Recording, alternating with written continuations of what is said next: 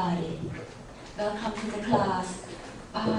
This is the third part of the series on demographic dividend and the future of Asia. Okay, and today's lecture would be more focusing on in terms of the people who moves.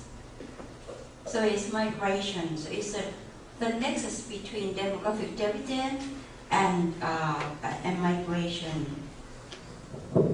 I'd rather like to use the term transferability of human resources than the terms migration, because migration is from an old perspective in terms of security, borders, or things like that. But we now, in the perspective of demographic dividend, we consider people, particularly in the working age, as human resources, as human capital, not somebody to be exploited. So I prefer the term human resources here. Okay.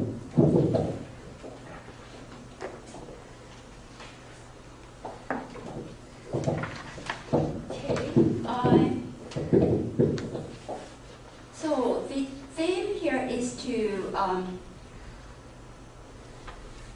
the capitalizing on demographic dividend. The term here means how to make the benefits of the changing demographic structure, the size of the population, to be more contributive to the economy. So that's why we use the term capitalizing on demographic dividend and the role of transferability of human resources would play a key role in capitalizing on the demographic dividend. The key message today is that we have to make it more and more beneficial to the economy, particularly in the 21st century, which you know the 21st century is an E-economy, the K economy. We rely on human capital rather than factor-driven economy. Rely on human resources, rely on innovation, rather than other factors like labor-intensive or natural resources. And here, when we focus in this, it will be some kind of the nexus between this is the intimate sphere and this is the public sphere. The first part of the lecture would be more on this, and the last part would be in terms of the public sphere. How, when we see what is going on, the trend, what is going on, what should be the policy or the strategies at the public sphere to deal with that? If we don't do anything, if there is no policy intervention, we would suffer demographic honors, which means the size of the population that's been changing would be a burden to the society rather than a benefit to the society. So we don't want to go into that. This one, you saw this last time. This is to let you see that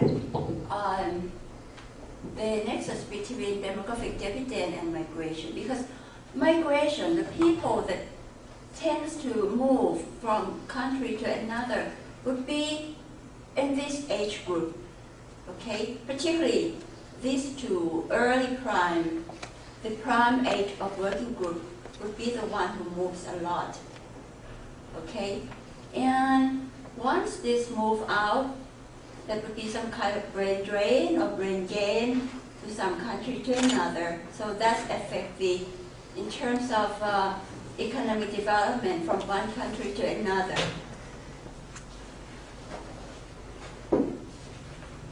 When we talk about migration or people on the move, we cannot avoid talking in terms of the patterns of migration.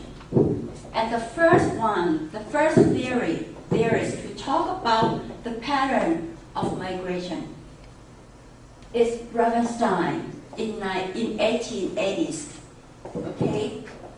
They were talking in terms of the pattern, what was going on back then. And if you see item by item, you will see that some are still maintained up to now. We are now in the 21st century. Some has been changing. Okay, here. This was based on the patterns in the European countries. But we will focus on Asia in our lecture. And you will see try to see for yourself in terms of similarities or differences between what was said in 1880s and current and contemporary migration in Asia. Okay? So there are 10 patterns. This is what Reconstruction was trying to categorize the pattern of migration back then in the 1880s. And if we try to recategorize these patterns, we would see that this is the key. The main causes of migration are economic. Okay, this is the key. Others would be like from who would go from where to where. Okay, this also confirmed that they would go from like agricultural rural area to centers of commercial industries. This is in one particular country or territory, right? But later on now we have also across the border, across the world also, okay, to centers of commerce and industry. And they said, most migrants travel short distances. You may wonder if this is still the case now. Probably yes, because the statistics on migration are relatively poor, very, very poor. When we talk about intimate sphere and public sphere, what we need is the input, the correct input in terms of the data. But in migration, we don't have the real fact. We just rely on estimation, or worse, guesstimation. And what we don't have is the statistics on this. Sometimes we have census, but in some countries it's not reliable. Okay, so and it doesn't like show that much. Sometimes we do.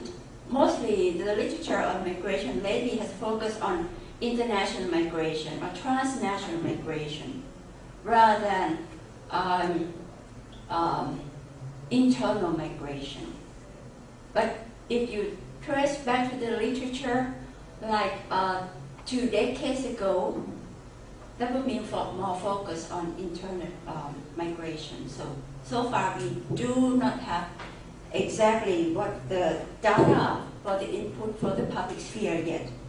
Okay, and in terms of here, migration proceeds step by step. I think this is still true. If we talk like, suppose a people would move from one province to another, and then they will move from that province to another and abroad. This is still the case, particularly for Southeast Asia. We'll see later on. Longer distance migrants prefer to go to centers of commerce and industry. Each stream of migration produces a counter stream, means to return to, like from Southeast Asia to East Asia. There is a counter migration from East Asia to Southeast Asia also. If we talk in terms of the expatriates to go with multinational corporations, that is a counter stream. So both streams are not symmetrical. Okay. Urban dwellers are less migratory than people in rural areas. That is confirmed by this. Okay. This is rule laws number 4 or number 5 is confirmed by laws number 9. Okay, females are more migratory than males in internal migration, but males are more common in international migration. You'll see in the next slide. If female migrant workers are less than male or not. Large towns owe more of their growth to migration than natural increases, means by birth, okay? The volume of migration increases with the development of industry and commerce and as transport improves, okay? This is some kind of facilitation, the transportation, okay? So these are the key laws of migration that Reconstruction put in 1880s, okay? Now we are in the age of migration, okay? We are now in the age of migration. People moving around the world all the time, and we are in the process, once we are in the public sphere and intimate sphere, this is what are the key concerns, that how to manage the migration of labor in the 21st century. These are the key books or publications that are those who are in the migration sphere cannot avoid reading these two books. Okay? And this is the trend. Why it is the age of migration? Because here, one person in 35 is a migrant. And by 2005, there were this many people around the world. Okay? The majority of the people, the majority of them are moving because of the economic reasons. Only this portion are refugees or non-economic forced migration. They are forced migration. But these are voluntary. Because we would say economic-driven migrant workers would belong to this one. And where do they live now? The majority of them live in the developed countries, but also developing countries. So Ravenstein said that the majority, they would more to centers of commerce and industry. So this also said, okay, yes, that is the case also. But there are also to developing countries. Okay? And female migrants, almost 50. So it's not that small size anymore. Almost 50, 48.6. And this is supposed to be increasing and increasing. Once we see in the past, in previous two lectures, that the size of the working force are more and more in the female, more female than male, right? And once they turn aging, more female than male. So we will see that I would expect more female migrants in years to come, very soon, I think. Okay.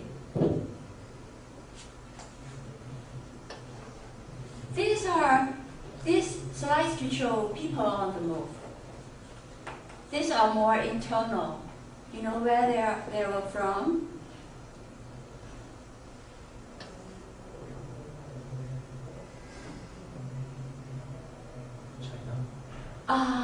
Close, but not yet.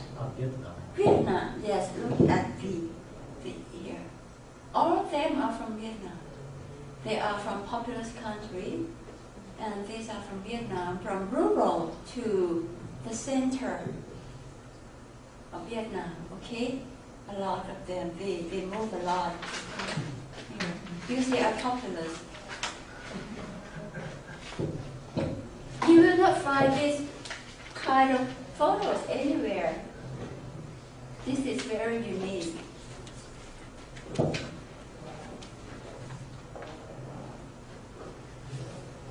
Okay, and when we are here in Asia, when we talk about migration in Asia, more and more publications are coming to the academic world. So migration is a key issue for the 21st century. Okay, and these are an example of recent publications. This one, this one was edited by two professors in Australia. Okay, and it was based on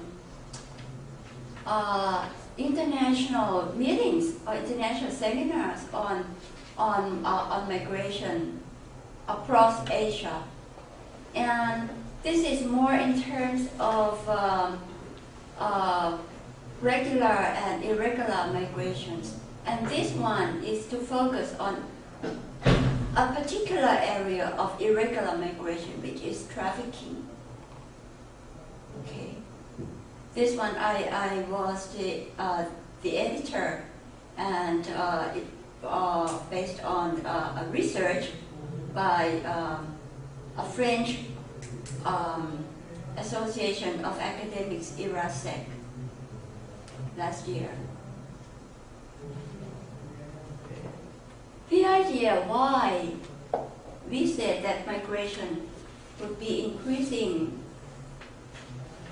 the nature of migration itself is in terms of chain migration. Once one moves, there will be some kind of connection. So it's a multiplier effect for migration. Okay, so this is one thing that why we would expect more and more migrant workers to come, besides the changing population. Okay, and in modern times, like several decades ago, like during the colonial periods, people would move rather from European countries to go to colonize others. But there's also counter streams from others to everywhere. So this tells in terms of diaspora. Okay, the blue streams go from European countries to the United States, okay, to South Africa, to here, and then come to Australia, okay, and then there was also from here, okay, from India to Africa in that day during that colonial period, to China, or even China to go like this from here, okay? China to go from here and then to the United States, okay? Or even to South Africa. So you see that the majority of the people from the developing world during the colonial period are from here, China and India. So you see now, if you go everywhere, you will see Chinese communities in every countries around the world. Even to go to Africa, you will still see them. Indian communities, Chinese communities. Okay. Now, who would be the recipient of migrant workers? This slide is shown in order that you will compare with another one. Okay, this is Japan. Okay, the green one means that not very much, or just a nil. Okay, very static. But the majority would go to here. Okay, this is the Canada, United States. This is America, and this is those Latin American countries. They would go there. Okay, or from there they would go here. Okay, so the major the recipient countries are here. Okay, European countries. When we talk about traditional receiving countries, the blue one, okay, the blue one. Japan doesn't consider herself as a traditional recipient country, no. Okay, but Australia, yes. Europe, yes. North America, yes. Okay. I prefer this one compared to the other one. Because if we look at Japan, in the previous slide, Japan was in green, right? But here is in dark blue, which is high. I don't know what you think about Japan as a receiving country of migrant workers. A lot, or you prefer the previous slide? Okay, this to show you that the data, we have to think carefully when one see one data. Just don't rely on that. Think carefully and try to search for more data when you consider as a policy input. Okay, if we rely on the previous slide, you would have another policy. But if we see this slide, another policy would come. Okay, because this slide would show that the degree of receiving countries are different from this one, from America to Canada. Okay, more would come to the United States, and even among European countries, more would be coming here. Okay, and it's still the same as the previous slide. Okay, but not as much as this one. Okay, what is this?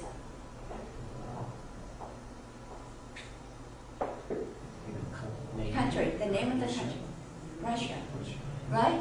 And you know why there are very high people moving away from Russia? Can you guess?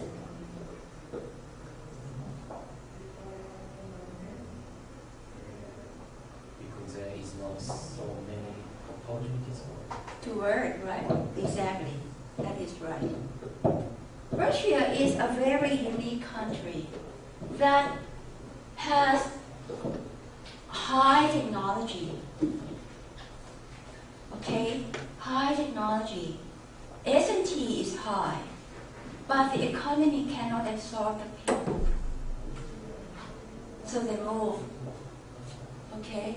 And here, this is Thailand, and it tells that Thailand is both sending and receiving country. Okay? This is Myanmar.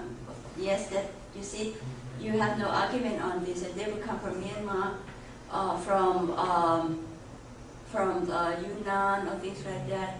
Okay? And this is the Philippines. Yes, this is the country of origin, a major country of origin in Southeast Asia. Okay? It means that people, many of them, a higher proportion of people moving from the Philippines and Myanmar to somewhere else among Southeast Asian countries. Okay? Some of them come from Thailand. Some of them, many of them come into Thailand also. Okay? And this is India. Okay? So India is receiving and sending countries as well. Why they are from? They are from here, from there, okay? And from India they go everywhere. particularly to developed countries. Okay, India still maintains the diaspora flows as the previous slide that I showed you. Okay.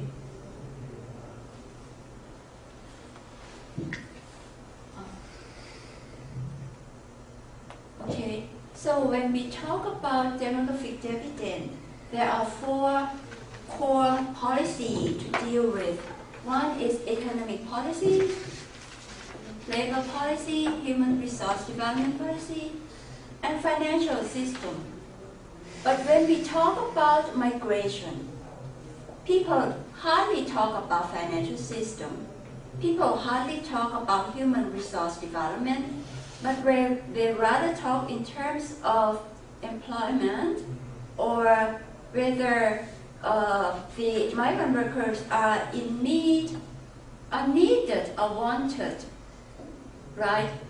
And there is another policy that would come when we talk about migration. Can you guess what another policy?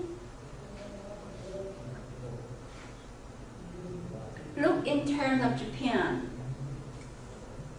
The ministry who deals with migration is what?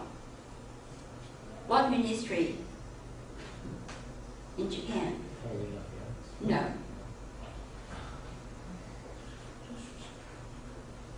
Can you tell? It's the Ministry of Justice. Okay, so that is what? What should be the policy? Another policy is security policy. Okay, that deals with laws.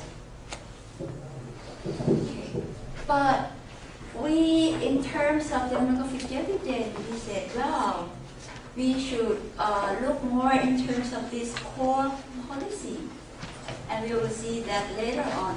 How should we go from there, from the traditional one to here? Okay.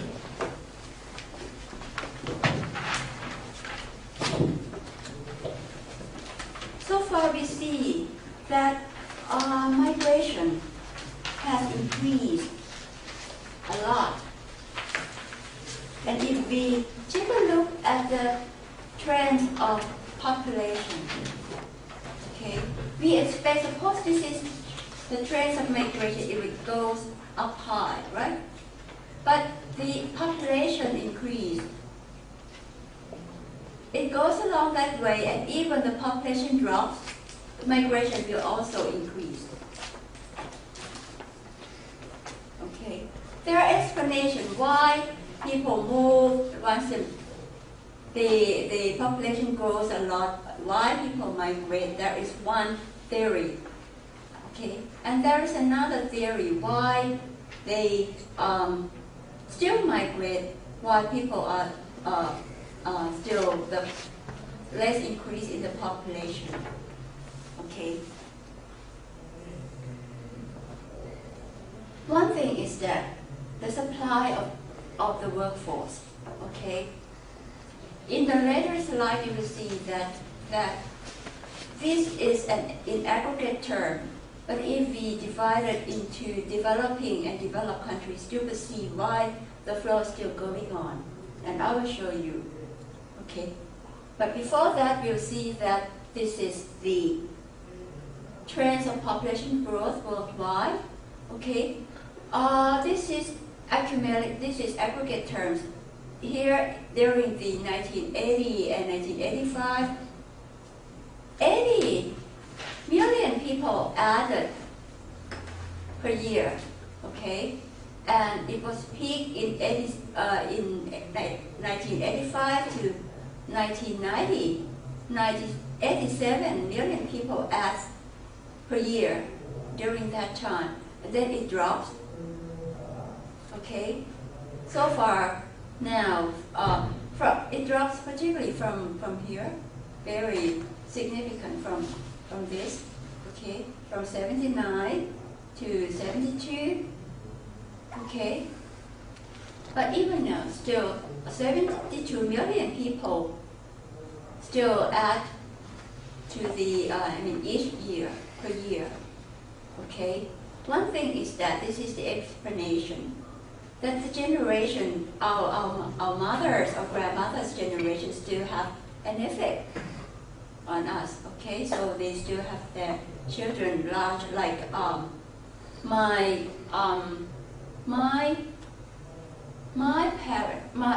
husband's parents had 9 children. Okay, and before that, my husband's grandmother had about 15 children. So that's still an effect, right? How many your grandmother had children? 3. 3? And your mother? It's my father's grandmother. All right. 3 children. 3 children. My mother's grandmother, 5. Oh, okay. So it's some kind of an effect. Okay. If this is uncomparable to Vietnam that I showed you, right? A lot, still a lot, because in Vietnam is some kind of filial duty to get married. They would refuse. It is some kind of unacceptable to the society if you don't get married. So the trend in Vietnam would be keep on increasing and increasing. Okay. This is to see. This is by the year 2005. How the natural increase. Okay, per year, per day, and per minute. You will see the difference between developed and developing world. Okay. Big difference. And by minute, 2 per 151. This is with China is in there, but even if we exclude China, still there's size, okay, per minute. Okay, this is the year 2005, and if we look ahead further, 2005 is around here, right? It's around here, around 6 billion growth, right? But up to 2050 would be that one. These are the key one is developing world, okay? But the developed world are quite static, relatively static, okay?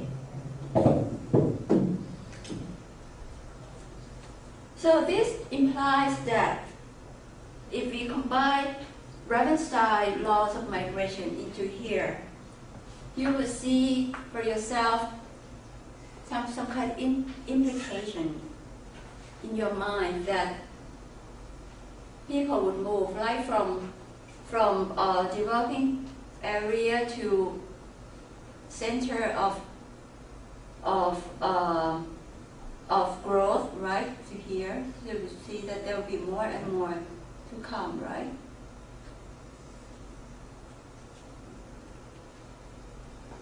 And when we take a look at this, if you are in a developed world, you will think, well, we don't want them to come because they will take us job, they will take our job, okay? But then you see that from a demographic dividend perspective, we would not encourage you to refuse them. Because those who come, okay, those who come would be around the age 15 to 24, okay, while here, okay, still not very much in developed world, so they will come here. That would be good if we select them, if we are more selective. Okay, get the good one. If we get the good one, it will be good for this also. Okay, this is the idea. And when they come here, they would go to serve this, okay, the decreasing population here, right? So they will come to serve here more because in Japan you will see that there are more Filipinos. Filipinas is female Philippines, okay? Filipinas come to work as caretakers for the elderly. Also the case in European countries, okay? They would go. Okay, and here, if we look in terms of the projected population change by country,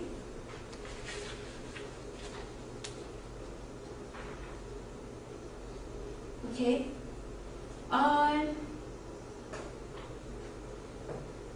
the major recipient countries that we saw in an earlier slide, okay, is not very, still would have to receive more and more people because the population change is only, is not very high yet, okay, about this. Okay, comparing, this is the United States and this is Canada, okay, but in years to come, probably people from here would go there, okay, and this is the major growth in Africa. In the earlier slides, they don't move that much, but later on, in years to come, by the year 2050, there will probably be a major source of migration. Because comparing to, this is the major one, okay? Comparing to others, okay? And this, you saw in the previous slide that this was red, means the major country of origin, okay? But then they don't have that much people in the year 2050. So the whole world will change again. Okay. This is Japan. You have a negative growth. Okay. While China is still relatively populous, more populous than Japan. Okay. And Thailand. Okay. But we can still expect those from Myanmar, from Laos, from Cambodia to come.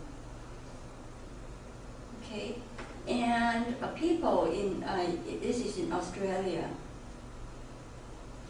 they would have to change their immigration policy in order to bring people in.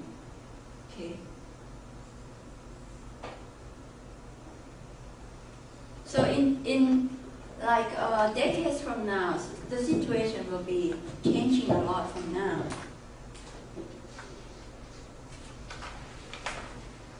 And this is also to show that the size of the population, particularly the working age, that the previous slide showing the whole total population, but this is to focus on the working population in the working age. Okay. See, India, okay, the Philippines, that is 2020, okay, would be like that. I don't have this data up to the year 2050. But anyway, this is to see, like Japan, -9 by the year 2020, okay? Comparing to China, okay? China is catching up with Japan, okay? Russia, -6. So, okay. And then here, -17.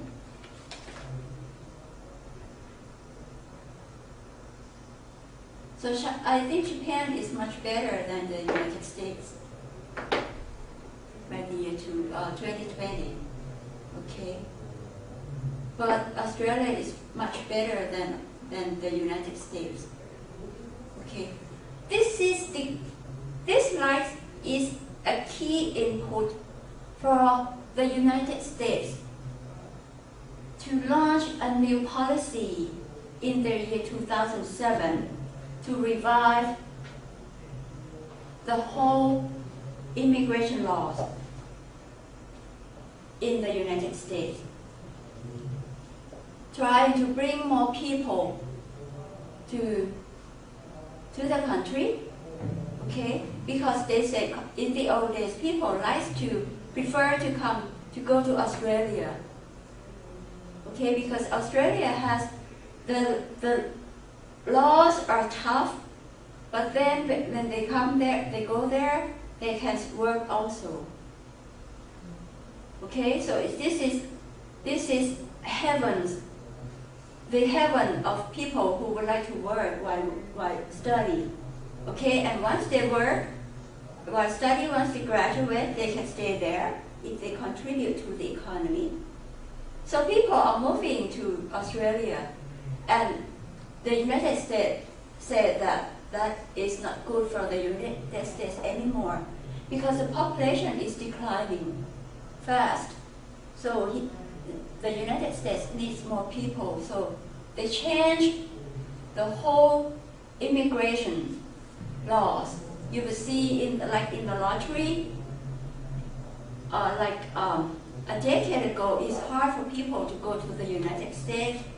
It's hard to get a green card, but now it's relatively open. Okay, that is before the economic crisis. Okay, but the economic crisis is only an ad hoc policy. Okay, during this time, immigrant people, has to return to their home country, because the United States, Obama has adopted a policy that citizen first. Okay, but once the economy is getting better, they will return to the United States. And the United States need those people. Because if you look at a major company, like my son is working in an architectural policy, a design company, a big one. If you take a look at the people, the key designers, they are from Korea, they are from Turkey. Many of them are working with their green cards, with their visa, working visa. And they still need those kind of people back. So this is the citizen first policy is just ad hoc policy. And you will see that once the economy is resume to the normal state, they would include more people to the United States. Okay.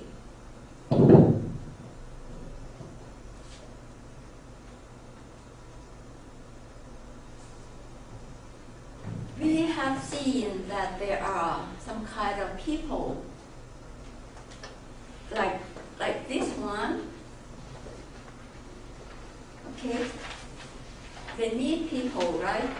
And they are the talented one. They are more human capital than this one, than these countries. More human capital than here. Okay, but they still grow. Okay, but those in the working age, they are more working poor, and they don't have much opportunity to get education. Okay, so this leads to the next slide, that there will be some kind of skill gap or deficit for talented people in years to come. Okay, and that would be a key problem. That this is some kind of a Infosys Davos mentioned that this is a key problem in years to come, because we are now in the 21st century, which relies on human capital, relies on skills, but skill will be a problem. Okay. in some kind of in the development will be very asymmetrical development. Okay, if we consider skills as cash, okay, so skill is more in terms of capital also. So it's in terms of human capital, okay, and there will be the need. Those who have skills, they would be better off in terms of they would have innovation. They would remain competitive and remain sustainable growth. Okay, this is in terms of quality. But if we don't have enough of them, okay, they will not be able to remain competitive and will not be able to enable sustainable growth. So there should be some kind of the policymakers to try to have a balanced approach towards the quality and the size of the people. Okay, this is the key. But then this is a paradox: skill versus will. Okay, in some country that would need to maintain skills, people that has become growing and then become aging, they hesitate to upgrade their skill. Okay, and that is not good to the economy from the demographic dividend perspective. So this is some kind of skill versus will. Okay, this is something that the need for the public and the private sectors to work together to look in terms of what would be the case for the future and what they should do in order to cope with the problem. Okay, the skill gap is more pronounced when we take a look at this particular country. Okay, they still have people a lot, okay, in the prime working age. Prime working age is around what, 15 to 20s, okay? They will have still a lot of them.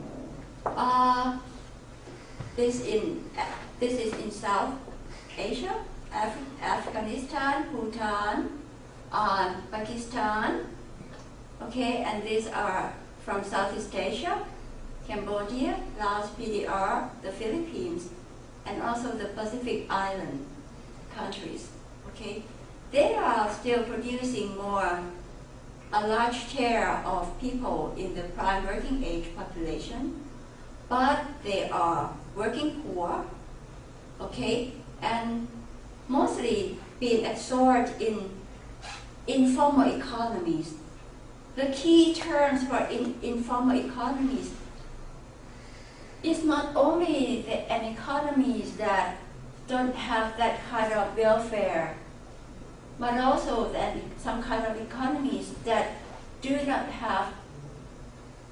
provide enough opportunities for training, for competence training.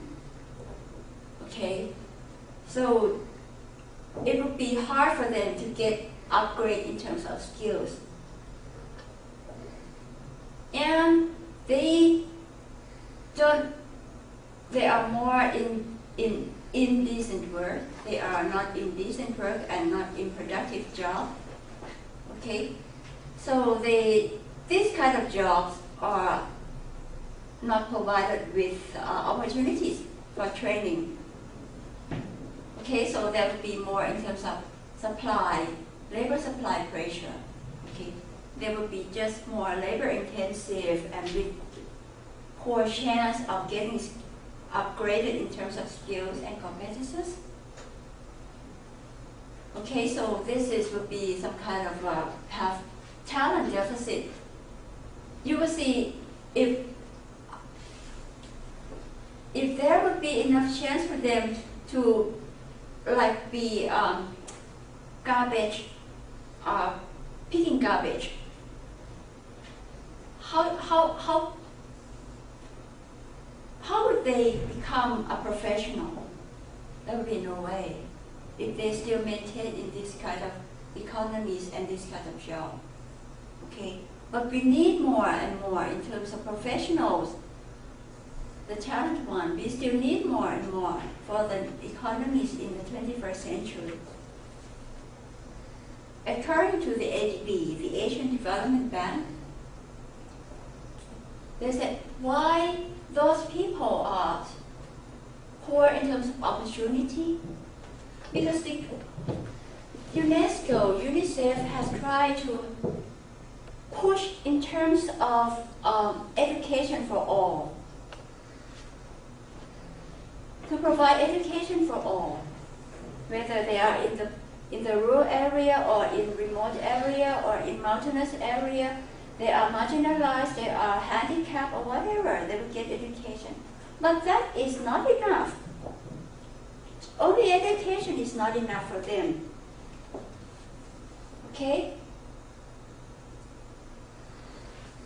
It's not enough because we don't have enough skills, particularly in professional occupations. You know what are the jobs or occupations in real need for the 21st century? You will need more like the IT one, science and technology, researchers, specialists in all kind of things, those who are keen in terms of biomedical or biotechnology. You will need those kind of people. If you take a look at the list of most needed jobs in Australia, okay, there would be some kind of 50s occupation that are in need and would give priorities if any migrant workers have that kind of qualification.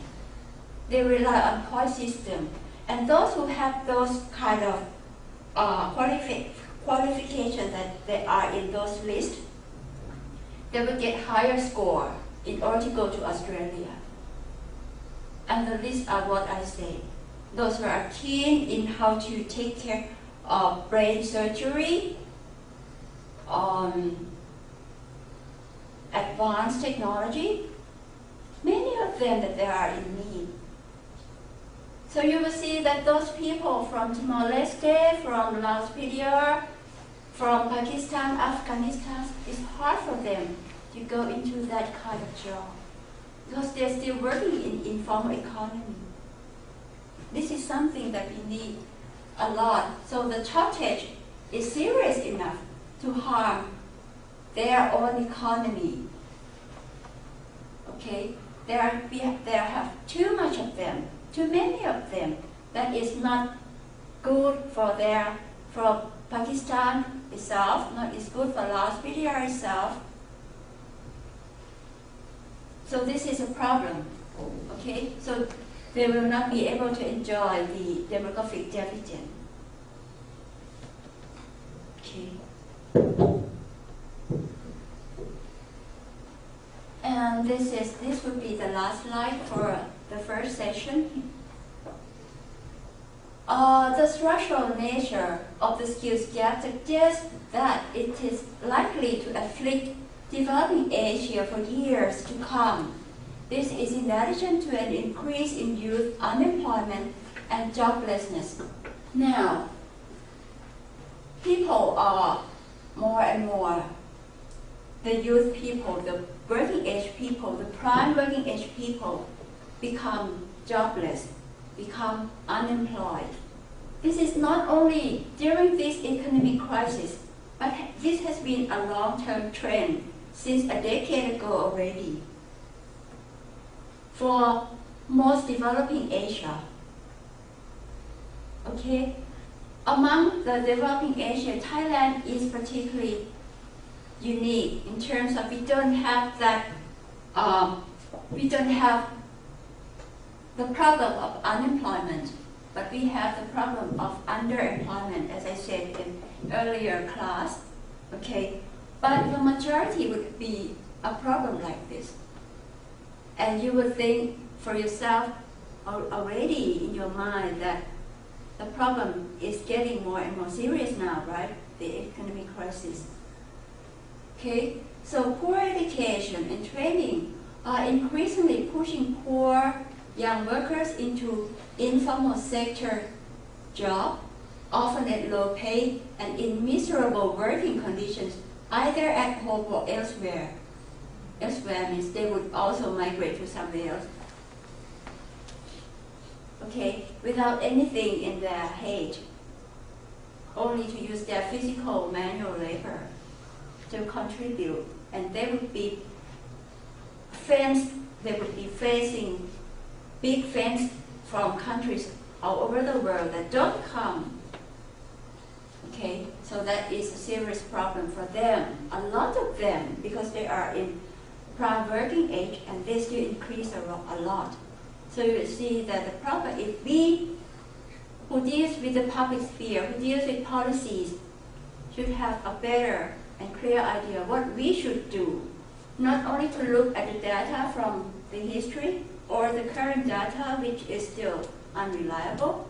We have to look ahead in decades and decades to come. What would be the changing factor? Okay, and despite the future forecast or projection are not one, we cannot rely on them 100%, but still they can tell us something to prepare for a good policy. Okay, so this is something to let you know. And as I said earlier, that the UNICEF has tried to push for the education for all. Okay, but that is in terms of quantity. Okay, we need quality of education and training. Okay, they should put some kind of a quality education for all. That would be better than just education for all. Okay, this is my idea. So we would have 15 minutes earlier than the break. Anyone would like to ask questions before we go to resume the next session in 15 minutes ahead or half an hour ahead? No, half an hour. Half an hour ahead. So we have time for questions. Or you were to take a break now, and then we will come back. Any questions? Or would I take a break now? May I ask you a question? Yes, yes. You said some statistics are not so reliable. So we have to compare some data from several sources. Yes, right. Can you give me some tip to decide which sources are best or which sources are much more reliable? Okay. You have, like, if you have the data, suppose the slides that I show you so far, we have to rely not only on the data that shows here, but we have also to read a lot, to go into literatures a lot. So you have to read a lot and to see if the literatures and the data that we have here would complement one another, or if it is this one. Okay, this is very clear that take Japan for a case. If we look at here, okay, we will see no problem. We will think that, oh, this one is reliable. Okay, because we think that they would move from here to there already.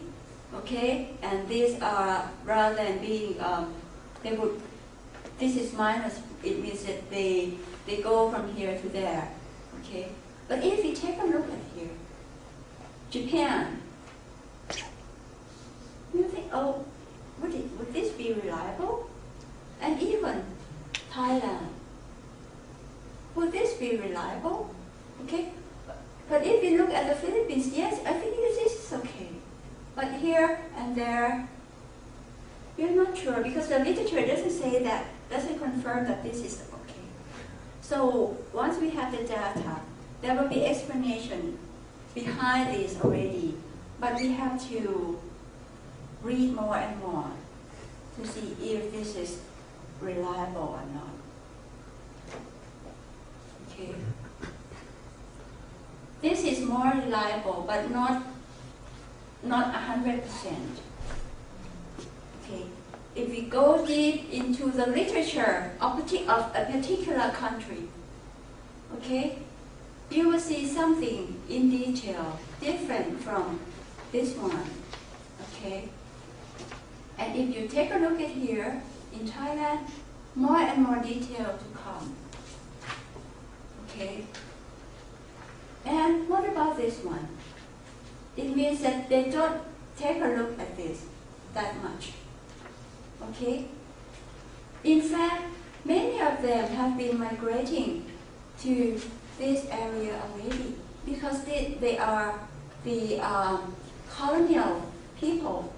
We call this the ACP, Lomé Convention, or the Lomé Convention.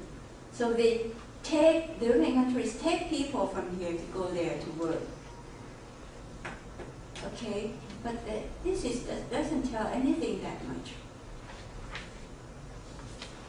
Okay, and what about this? I'm not sure if this is less than the United States. I really not sure. Okay, so but I don't know the data behind these global fast. But when we take a look at the literatures, we still have some data. But this is more closer to what the literature says. I mean, overall. Yeah. Any other questions? May I ask a question? Yes. Just one question. I'm interested in the paradox between skill and will. Yeah, but actually I couldn't understand what the will stands for. I mean, whose will is it? Could you elaborate more on that paradox? The will of the people is from both sides. The will of the labor supply and also the will of the labor demand on both sides. But from there, that's considered more in terms of the will of the labor supply. Sometimes they work hard, and the hard work consumes their time a lot, that they become tired to go to the further training. Okay, and there's also a problem that in many countries, particularly in Southeast Asia, is the will of the labor demand or the employers to provide training to the workers, either on-the-job training or off-the-job training or whatever, because this is their mentality so far, that if they provide training, that is an investment. They have to put lots of money. And once the people get the skills that they train, they move to other companies. So they lose their investment. So this is some kind of the will from both sides. Okay, but the major problem for us is for the labor supply themselves, that they would from their own guts and their own heart to upgrade themselves on and on lifetime, not to be pushed by others. This is based on the theory of demographic dividend. Okay, because the people need to stand on their own feet and to fight. Okay. Thank you. So any other questions? Otherwise, we'll take a break, okay, and then we'll come here like in 20 minutes or so, all right?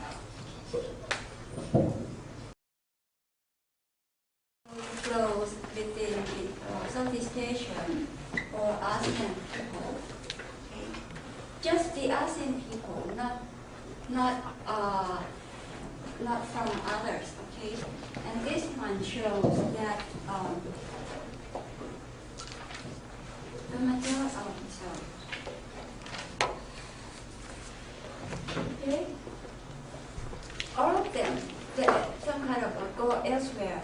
Okay, to East Asia, like Japan, South Korea, to Western world, and to the Middle East. This to tell that among them, they also go elsewhere, and they are the majority also. So most of them who would like to go there are a lot. Those who are in here, not many of them, but they are significant. And we would like, from the demographic dividend perspective, we would like them to maintain in here and to capitalizing them rather than to let them go elsewhere.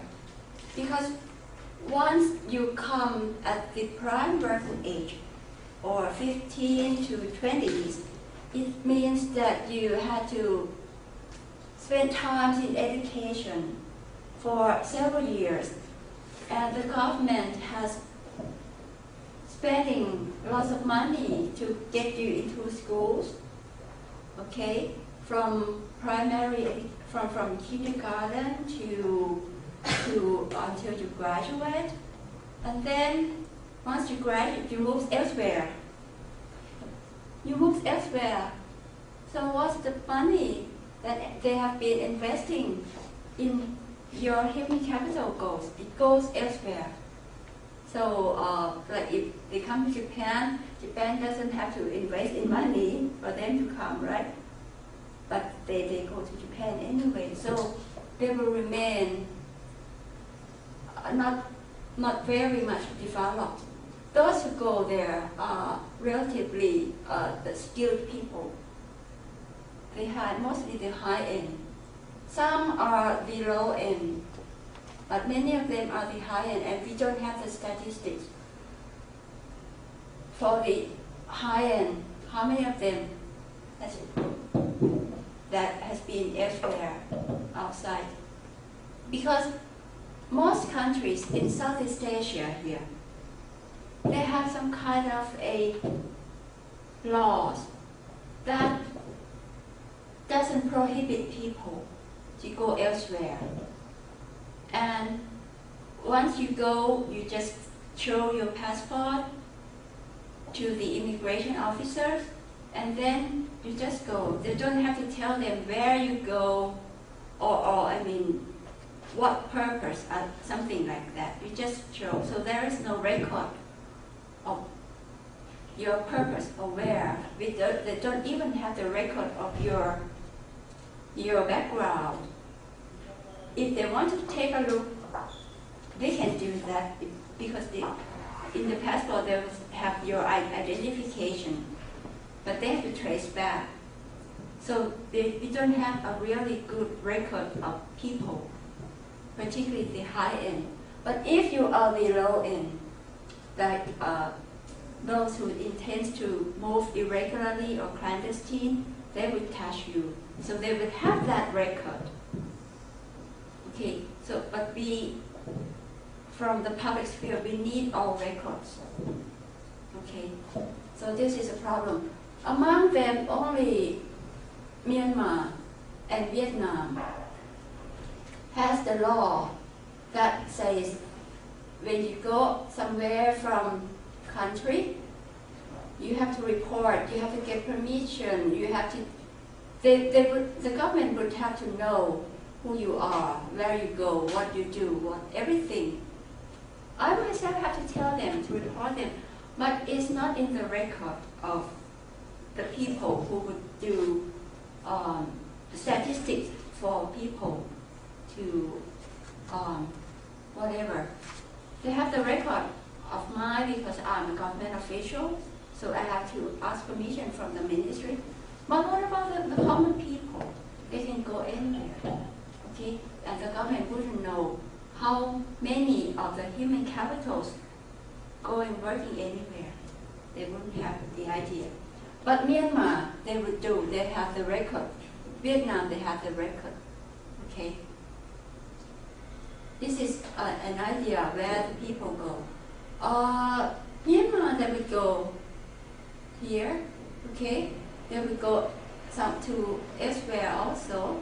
They would come to Thailand, through Thailand to Malaysia, through Indonesia, okay, and then they would also go to. We don't have the record yet that they go to the Philippines, okay, but we have records of the Philippines go to Myanmar. This some kind of expatriate or something, okay. From Laos to Thailand, that is for sure. From the Philippines to Thailand, and from Thailand to the Philippines. From Vietnam to Thailand, yes. And this should be both sides, because we also, from Thailand to Vietnam also, because we have business in Vietnam. Okay, this should be both sides. And then from here to the Philippines. Okay, and they are more intensity here, around here, because right from here they can. This is very close. They can just rail a boat from there to there. Okay, and from here this is very, very intense. Okay, and this area there is some kind of the so-called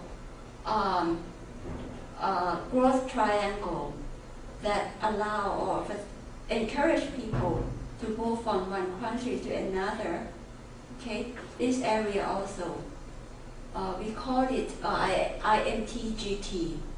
IMTGT means, the I means Indonesia, M is Malaysia, T is Thailand. So it's the GT is growth triangle, so it's growth triangle between Thailand, Malaysia, Indonesia. Okay, there's others like here. Okay, Malaysia, Brunei, Singapore, Indonesia. This is more intensive. But here, up here would be more irregular. Okay, this more in terms of routine or daily, day pass or whatever. This also.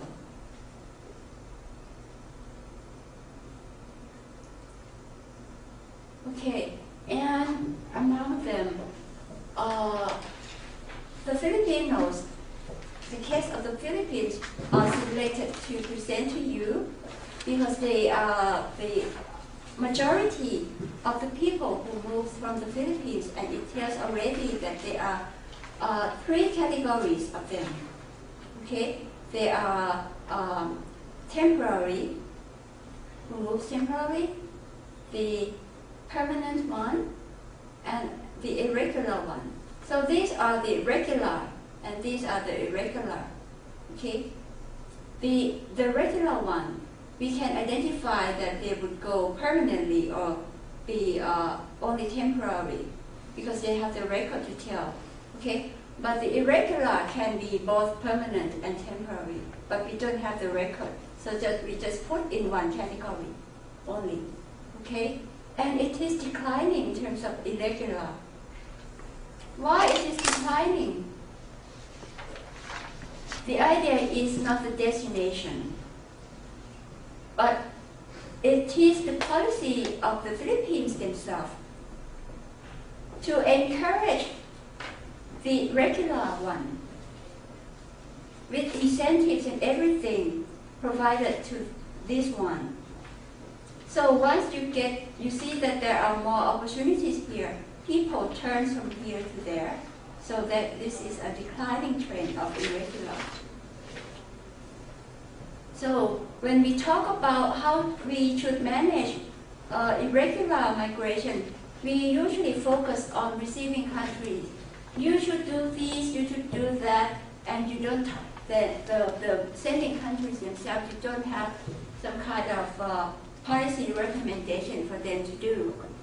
But the Philippines is a very unique case to be highlighted here as an example, a good example of a country that is successful in trying to cope with the problem of irregular migration. Okay, the Philippines is a country that has to rely on money from the migrant workers to send back to the country. We call it remittance. Okay, and they still get that kind of remittance from their people. Okay, but if they still have this a lot, if this green one turns high like that, it would be a problem. It would be, it would not be good to the country, to the Philippines. So this compared to Myanmar, Myanmar would be, the green one would be high, and that is not good to Myanmar. So the more irregular flow, okay, the worse to the economy of the sending country. Okay, and that is not good to anyone. Even the migrants themselves, the receiving country, the sending countries, it's not good to anyone. So it's a zero-sum game. But if it has been like this capitalized one, it's a win-win situation. Okay, the people would, the government has tried to put them, train them into capital, human capital, and they would go with their dignity to work, and the countries would be able, are happy to accept them to work. So it's good for them, and the people themselves, the migrant workers themselves, are happy. Okay, they are not mistreated like this one. Okay, but in total, so you see, trend is increasing. Okay, up to the year 2006, and we can expect more and more. When there was some kind of the economic crisis, the year 1997 and 99, they expect that they would drop, but they don't drop because the government still encourage them to go. So it's a key policy that the public sphere in the sending countries themselves play a very important role. Okay, people would say the receiving countries should do this and that, but the key factors is the sending countries should have a better policy. Okay, the people who move in the region in ASEAN, there are two categories, main categories are the unskilled and semi-skilled, the skilled and professionals. Okay, those who belong to this category, okay, are this one. Okay, and they would go. This is encouraged by the WTO, the GATS. You know GATS. What it stands for? GATS. It's an agreement in the World Trade Organization. Any can tell me? It's a general agreement on trade in services. Okay? General agreement on trade in services. Okay? And in ASEAN, we have also another regimes, we call it regimes, okay? It's some kind of laws or an agreement. This is also services. We call it ASEAN Framework Agreement on Services.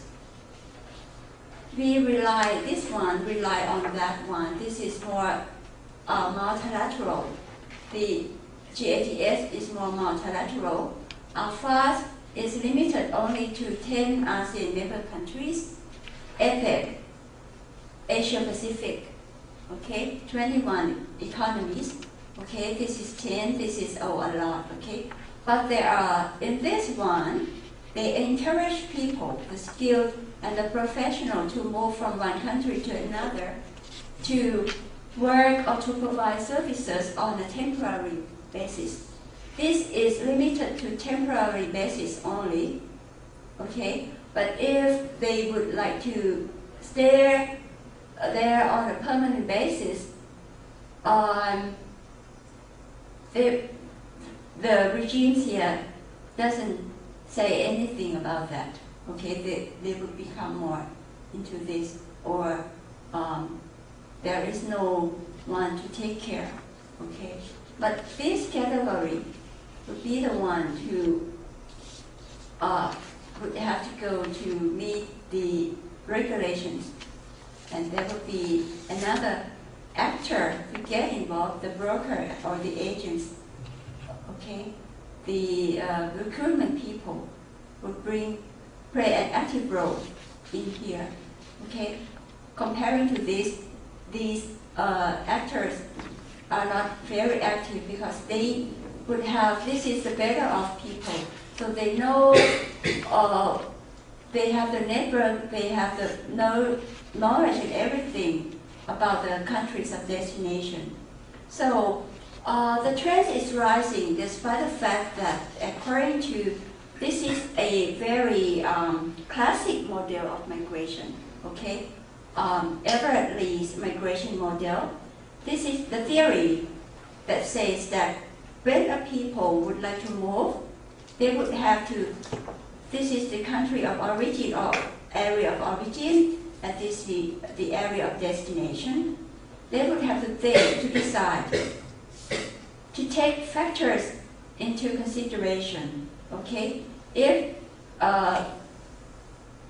these factors are more pushing or pulling them within the region or just playing a neutral role, this can be economic or politics or whatever, okay?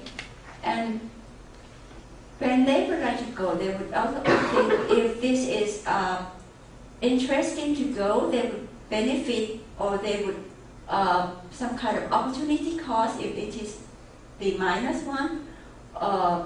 If it is opportunity cost, they would not consider, or any factor would be neutral. So the theory is that the people would consider on both sides if whatever factors there are, like positive or negative or neutral one, okay? And before they move, they would have some kind of intervening obstacles. This is like transport or the distance or whatever, or the information that they get, or something, whatever it is. This is the theory. But if you see that the trend that we have seen so far, that there would be more and more an increasing trend of people moving a lot, okay? Even at the global level, the trend is increasing also. It means that the minus one here and the 0 ones here become playing no role already, okay? And the intervening or the factors here are playing not much very strong role, okay? Take it for example, as we said, that the skilled people, okay, or the professionals, they are the better off, okay? So they have a good knowledge, they have their network here, they know people here, okay? And then they would know that what is the law here, that the economy is good for them, this sector is fit for them, okay? So the more and more, later on, more and more, the positive factors are increasing, okay? And because of the globalization or technology or whatever, okay, you can fly, so it's not a problem to, the distance is not a major problem now, okay? In the old days, when people to migrate, they have to get into a boat, like the Rohingyas, okay? That is a factors that they have to move with difficulties, okay? So some still hesitate to go, But these are, when these are no problem at all, okay, they would rather go. So that's why these are increasing trend, okay. And among these, the unskilled people, okay, they're still high, okay, because they also have network. So that reduced the cost here already. So that's why they are moving, okay. And you can see that in future times, there will be more and more up here, okay. But this one, if it is from Myanmar, will be uprise, because if we take Myanmar as the case, the political crisis or the civil war there were pushing them, okay, and the economy in Myanmar were pushing them to elsewhere. Okay, so this is the theory, two major theory of migration that you have seen so far, right?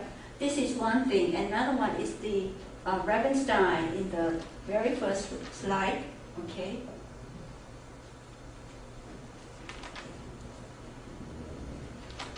And this confirms what Ravenstein said, that economic factors are important. And this is also the case in Southeast Asia. Okay? Because they move, mostly because of the economic factors. Okay, they move. Comparing, oh sorry. Okay, suppose those who come to Thailand, and this is to Malaysia, the per capita income is really different. Okay. Also Malaysia and Sri Lanka. Okay. So these are the major receiving country in Southeast Asia, and this is a labor sending country. Malaysia also accepts people from Sri Lanka also. One thing is the cultural affiliation of the cultural connection, because they are from people here, mostly from the Muslim, okay, and they have more connection between Malaysia and South Asia.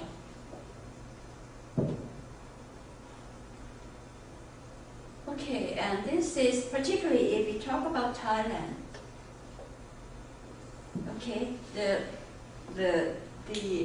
GDP, okay, and the per capita income, okay, and then here, this is wrong. This should be in red, okay, because the red one tells those who come to Thailand, and then the blue one from Thailand to elsewhere. So Thailand, most of the Thai people, they would go to Taiwan, to Japan, to Singapore.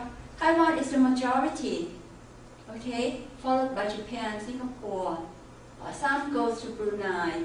In the old days, we went to the Middle East a lot, but lately not that much comparing to Taiwan. Some goes to Malaysia, but not very much. Hong Kong, yes, but not very much. Okay, the others, they also go to, these are some kind of the people that the government has record and the government sent them to, okay? But there are people who the government doesn't send, and then the government doesn't have records, like go to Australia, to the United States, to Canada, like that, okay? Once I had to carry out a research project commissioned by the Ministry of Commerce. They would like to see, because we have an FTA with several countries, okay, and they would like to know that which occupation that we should open the market in a particular countries, like to Australia or to the United States or even to Japan, and what labor market that is good for Japan or Australia or the United States to come in Thailand, but we don't have the statistics. I told them that I don't have the statistics because I try to get as much as information as possible, but only can identify by talking to the ambassadors in Japan that or in Australia that have you met this kind of people in this kind of job or that, and then make a record by myself. So there is no official records. So this is something that Thailand is relatively poor in terms of negotiations in FTA. Okay, so we can negotiate only what we have the data. Like Japan, we said we would send a Thai cook to come to Japan, something like that. Okay, which is not good to the economy at all. Okay, comparing to others that we have human capital like engineers or whatever. Okay, because they would like to send engineers or architecture or IT people to come to Thailand. Because once they come to Thailand, the salary is high, right? Comparing to the Thai cook who come to Japan and they earn less. So this is some kind of asymmetrical negotiation because of the pool of data that we have. Okay, and the one that we also have, but the data, but not very good, are the people who come into Thailand. These are mainly on a clandestine basis or irregular basis, illegal basis. Okay, they are from the north. This is from Myanmar. Okay, this is the major channel for them to come. This is also from Myanmar. Tha Song Yang and Nassau. This is the key. So the key channels are 1, 2, 3, 4.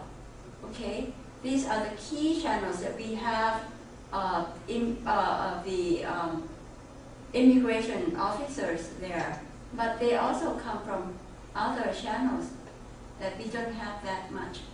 Okay.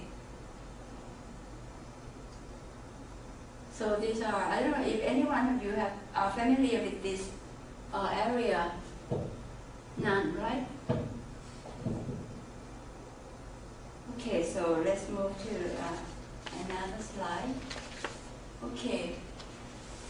Most of the people who come to Thailand, just like those who come to Japan irregularly, okay, they have migrant labor. Okay, we have Myanmar communities in Thailand. They set up communities already, Cambodian communities. Okay, just like in Japan, you have Cambodian communities in Japan. Have you seen one? Philippines communities. Philippines, yes. Cambodia, not very big community, but there are some. Okay, the Philippines is the biggest one in terms of setting up communities. We have lots of Thai people who come to Japan on an illegal basis, but they don't set up a community. They live dispersely around the country. Okay, they don't set up a community. This is part of a culture, the Thai culture, that they don't gather that much comparing to the Philippines. Okay. What else do you have? One big one, big communities. Brazilian. The Brazilians are some kind of heritage.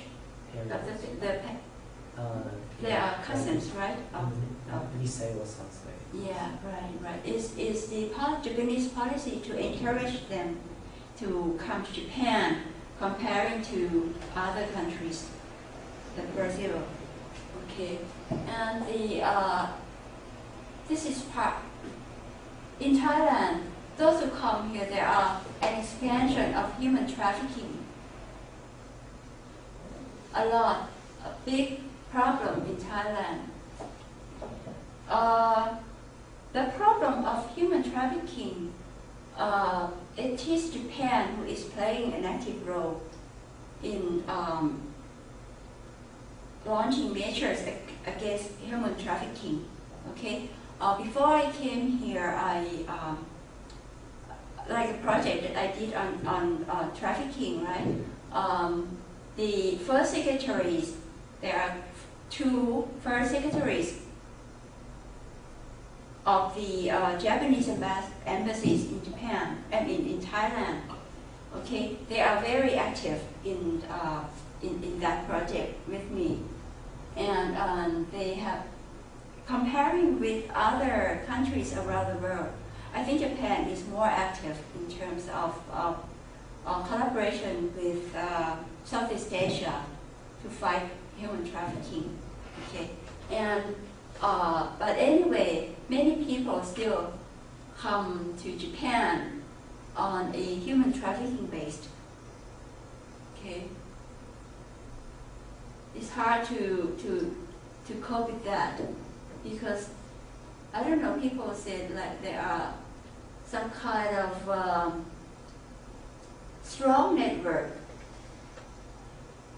strong criminal network in this area. Okay, not only within Japan but also more international. So the network, we have the human people who are in this crime ring. Okay, within all countries of origin, like in Myanmar, in Laos, in Thailand, in the Philippines, they have connections that we don't have information of them at all, who they are, what are they doing, but they have all the information about where are the people. Okay. Migrants turning themselves into brokers or employers as well as part of the human trafficking network. This is a key problem that we in the public sphere don't have an appropriate or proactive approach yet to deal with this. They suffer when they come here on an illegal basis. They suffer, but they still turn themselves into brokers or employers to exploit others. This is something that we don't understand. Okay, but this is telling that the migration is also big business. It means that you will earn a lot also. Okay. So when we talk about migration, as I said at the very first period of this lecture, there are the key policies are the security policy, right? And then the labor policy, or not very much in terms of human resource development policy, okay, but more in terms of security policy. So it's more of this control of irregular labor migration. Okay, but if we look at the major receiving countries around the world, like Australia or the United States or the United Kingdom, they would incorporate these 4 pillars of policies when they deal with migration. Okay, so there must be the F, 1F, 2P, and 1C. Okay, facilitation, promotion, protection, and control. They are to go together as a package. Okay, but many countries just focus on here only. Okay, and less on this, and less on this. Okay. So the people in the demographic dividend perspective said, if we would like to capitalizing on people on the move, these key policies should come together. Okay. Facilitation of mobile human capital. So you will see that this is more, the notion here reflects more in terms of the quality of the people and also the size of the people to come, okay? To manage them, we need more quality, okay? This is, we need more quality. And this is, we, whoever they are, we just don't want them to be mistreated or maltreatment, okay? This is to give you another clearer idea of what we mean by facilitation of mobile human capital. Okay? The idea is that we consider that human, sorry, I always push the wrong button.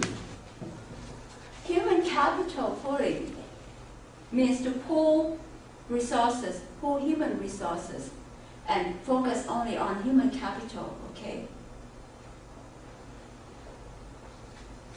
And in ASEAN, we have some kind of economic liberalization like we know that we have. We are trying to be an ASEAN community by the year 2015, right?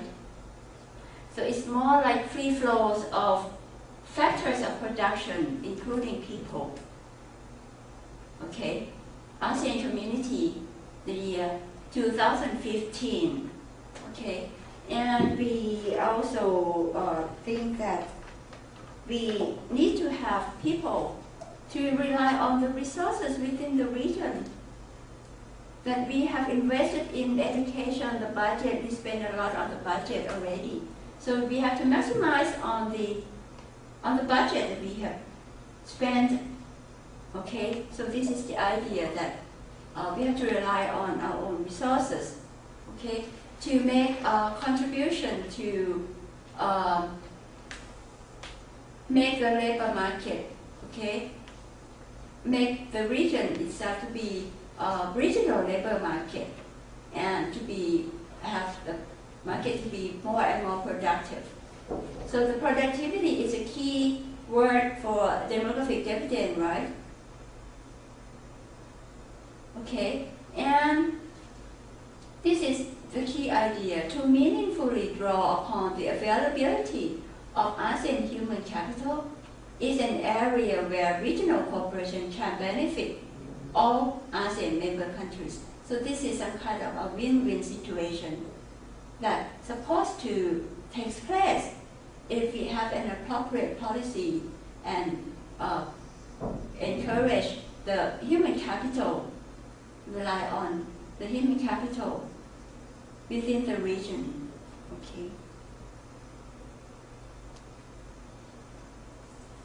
And to do that, we have to change our mind in terms of some kind of a paradigm shift, or in terms of mentality already, that we have to consider the people within the region as ASEAN people, and also as not to consider non-citizens as migrants or migrant labor or workers or whatever. Okay, the idea is to consider them as natural person, or because they are natural citizens of the region. Okay, this is the idea, but this supposed to change the whole mentality or the paradigm shift within the region already. Because people still think, oh, we are Thai, we are that, they are Laos, they are Malaysia. They don't think that we are ASEAN, we are Southeast Asia. But if it is in the EU, they would think we are the EU. Despite the fact that they are French, German, okay, but they're still the EU.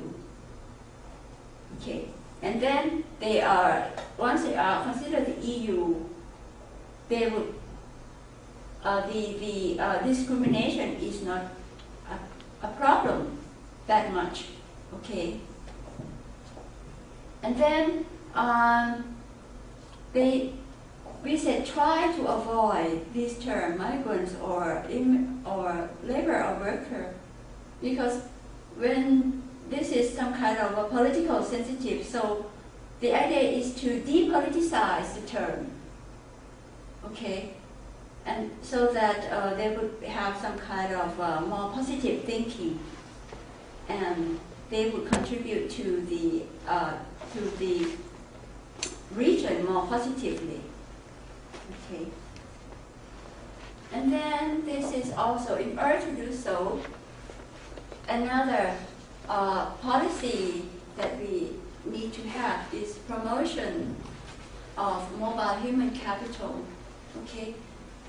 The idea is that once they come, whatever they are, suppose they are the low-end one, the unskilled or semi-skilled one. Once they come in, okay, the receiving country should try to give them training so that they are able to be upgraded to become human capital or to the value chain as human capital. Okay, but this is not the case yet. There are only three possibilities. One is in Singapore, that once you come to work as like a construction worker from anywhere, once you get into the job, the law has mandated the employers to provide them training so that they would work safely, okay, and they don't do harm to the work, okay. So the Singapore is one thing. Another one is Malaysia, is trying to do that. But a very unique one is in Thailand, which is we have been launching a pilot project along the Thai-Myanmar border. That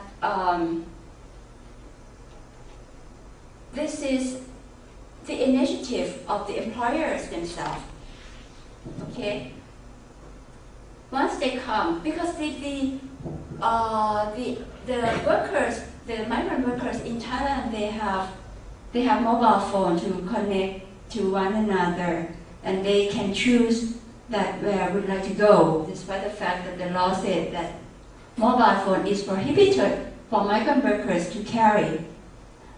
But because they have mobile phone, they can move from one job to another to get higher wage. So the employers themselves along the border said they don't want to keep on training new one. So let's keep the existing one and train them to meet the demand in terms of skills demand by the employers. So this is something, a pilot project already that the private sector is doing. But we are trying to see if this is a possibility to spread to others or not. Okay, because it depends on the positive thinking of the vision of the employers themselves. Okay, and so there are possibilities, but we still have to find or investigate further how to maximize this kind of approach to encourage the migrant workers to come, because they are human people. They are human beings. Okay, they are not animals to be treated as non-human beings. So once they come, this is something that they will have. If we provide training, we provide them treatment, appropriate treatment, they will turn into human capital And from human capitals that would turn into social capital and cultural capital that provide appropriate idea, appropriate perception towards Thailand, okay? Many people who have been working in foreign countries and has been mistreated, they would hate that country and they would tell people, don't go to that, don't go, don't go to that country. That country is bad or whatever, that is not good, okay? So they it's more in terms of cultural capital also.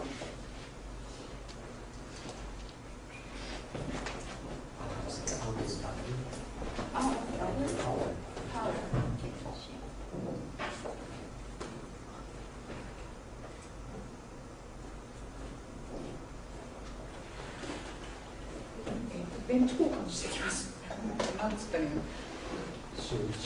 Change the battery. But they have to record the voice, right? They have to record the voice also, right? Yes.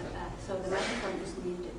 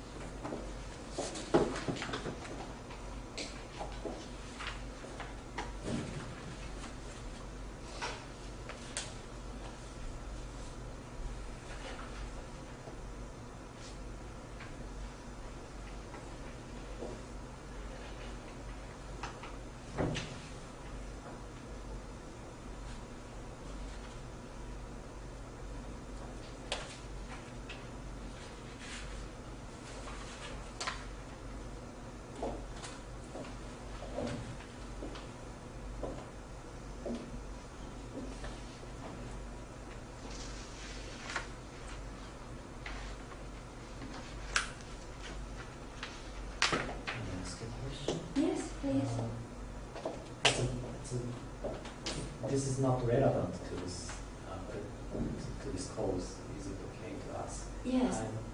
I was interested in Rohingya. Uh-huh.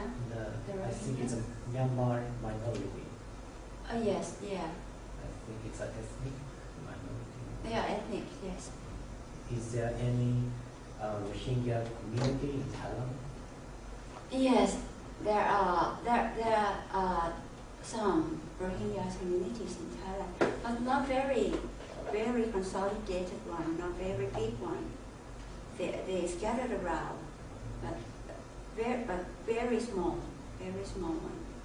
Yeah. I actually once met the Rohingya minority in Japan. Yeah. There are 50, I guess, Rohingya people. Only 50. Yeah, not many of them. Many of them would go to Malaysia instead, yeah, because they are some kind of a culture, close to the culture, yeah. Comparing to Thailand, it's not, they are not used to it, and also to Japan. Yeah, but what are they doing in Japan? To fight for their freedom in Myanmar, maybe because they are Muslim. Yes, they are Muslim. But yes. the major religion in Myanmar is Buddhism. Yeah, right. So they are not kind of go along with, that kind of national identity. So, yeah, right. so as the ethnic minority, but religious minority as well. They there are ethnic minorities. In Myanmar, there are thousands of ethnics in Myanmar, and those ethnic minorities moved to Thailand, and the Rohingya is one ethnic that is in the western part of Myanmar. It's near Pakistan or the Afghanistan, those areas. Yeah, and because the Myanmar government only do good, not really do good, but provide facilities and budget and appropriate treatment to the Burman only, the Burman. Burman is the major ethnic of Myanmar, and then they are Buddhist, but there are others like Chan. Okay, they don't get appropriate treatment, but they survive because the Chan they do the plantation, the opium plantation, the big one, and they big supplier of that kind of drugs. So they earn a lot and they can survive. But the Rohingya don't have that kind of talent, don't have that kind of economic option, because the Muslim people they more rely on traditional ways of living. Okay, so they don't catch up with the world. So they try to move and fight for freedom. They would like to be their own what to say, their own liberty. Yeah, right. They a lot when I went to a meeting with UNHCR in Malaysia, the Rohingya would try to get involved and to have sayings in whatever we have meetings in on migration. Yeah. So the problem in Thailand, and the migrant workers that come to Thailand are not only economic driven, but also political driven, but economic driven also playing roles in those political driven also.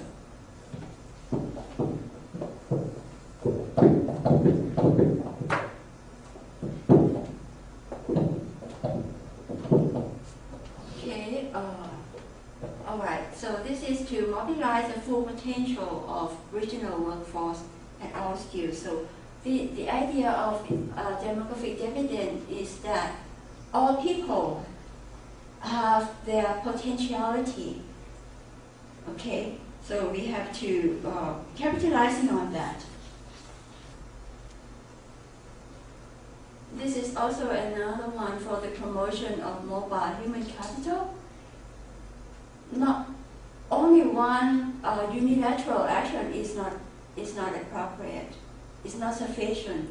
Okay, so it requires both national or unilateral and regional arrangements to encourage the existing labor to meet into to make the demand and the supply to meet one another appropriately. Okay. And at the unskilled and low skill level from an ASEAN member country in another, they need to be upgraded in terms of basic skills and competencies. As I said earlier, in what the business people along the Thai-Myanmar border is trying to do. Okay, so that is some kind of a win-win situation. But that has to deal with the people in the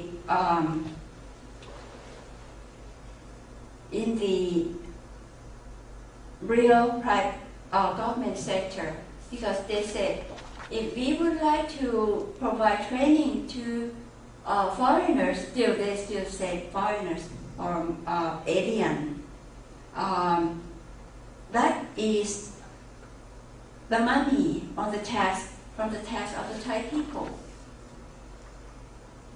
So they think in more of a short term rather than in the long term, and it's hard to change their mentality or their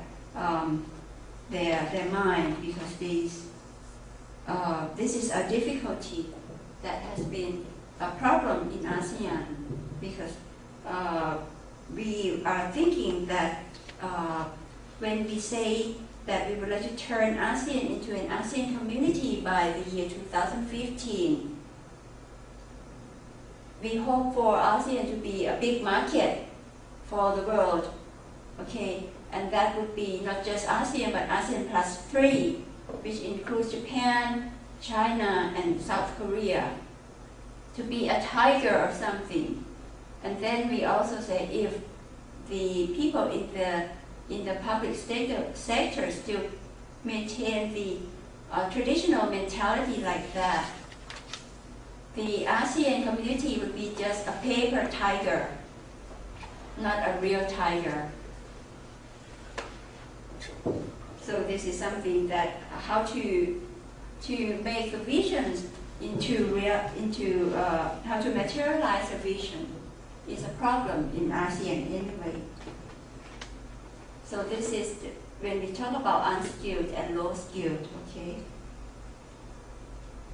And there is also another initiative that the Thai government is trying to do with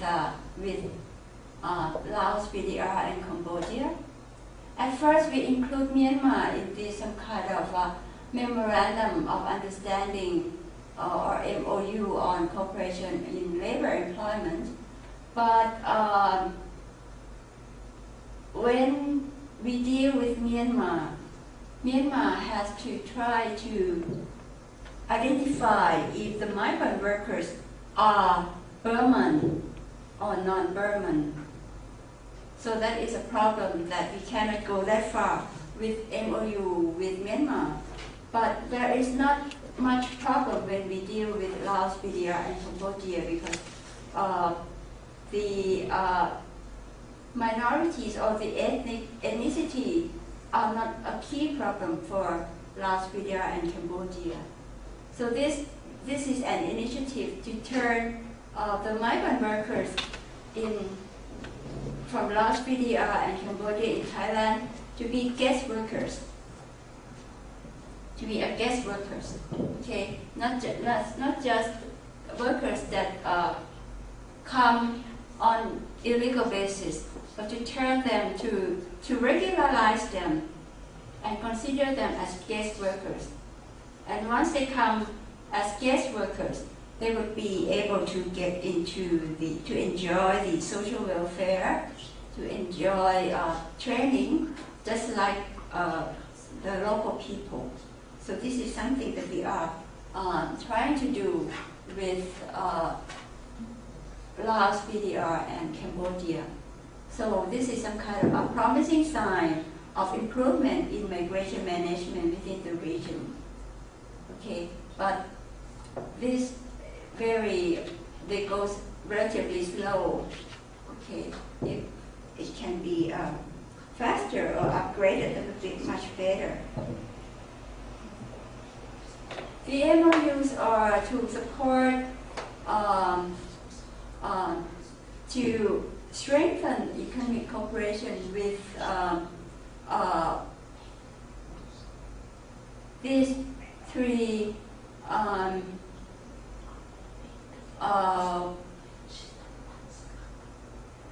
area of cooperation within some kind of sub-regional cooperation. okay? Because we have the so-called Economic Cooperation Strategy, or ECS, between Cambodia, Laos, Myanmar, and Thailand. Okay, this is some kind of the so-called sub-regional cooperation, ECS. And then we have the development triangle between Cambodia, Vietnam, and Laos, and Cambodia, Laos, and Thailand. Okay, these are, we think that the MOU would contribute more for these sub-regional initiative to be strengthened. Have you heard of this? Have you heard of this kind of sub-regional initiative? What they are doing? Because you see that the Cambodia, Vietnam, and Laos VDR, they are relatively close in terms of their history, because they are from socialist, socialist based, and then they communicate a lot among one another. They seem to speak relatively the same language. It means, not in real terms of the language, but they understand one another when they speak. The tonation or whatever, they seem to understand one another. Okay, because the Vietnamese has been in Cambodia and Laos for half a century already. They went to Laos and Cambodia for quite a long time already, and many the government officials of these countries, they always go to be trained in the same socialist countries, like to China, to Russia, to others. So when they don't speak their native language, they speak the same foreign language, so they understand one another. Okay, and Thailand, we think that we are the big brother in those region. Okay, and we speak relatively some Northeast dialect are quite similar to the Laotian dialect.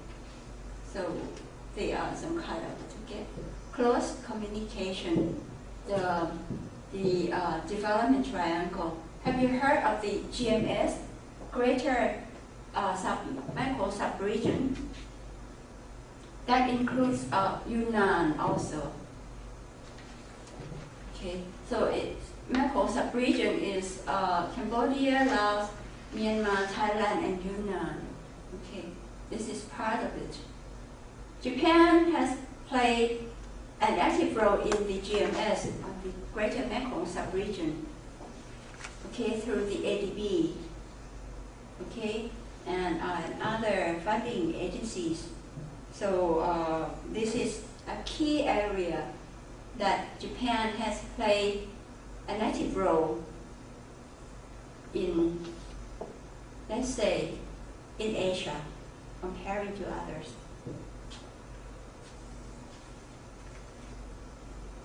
The ECS is expected to provide the participating countries with unique opportunities to increase trade and investment, to enhance competitiveness, to generate more employment, improve income, quality of life of the people in the sub-region, in those areas. Okay? Why these are important for them? Okay, because the employment, people there, the economy, if there is no policy intervention, the economy in those areas cannot absorb the labor into the labor market. Okay, so in order to absorb, there must be trade and investment in the region. Okay, if there is more trade, more investment, people can have more job, and once they have more job, they will have more income, they will have a better quality of life. Okay, and then they will be able to upgrade their competitiveness or the economic growth. Okay, so it's from here first. Okay, trade investment would contribute to employment, and employment contribute to income, income contribute to quality of life, and quality of life and everything would contribute to competitiveness. Okay, this is something that they can rely on. Okay, and if we take a look at this from the perspective of the four core policy of demographic dividend, you still remember what are the four core policy of demographic dividend?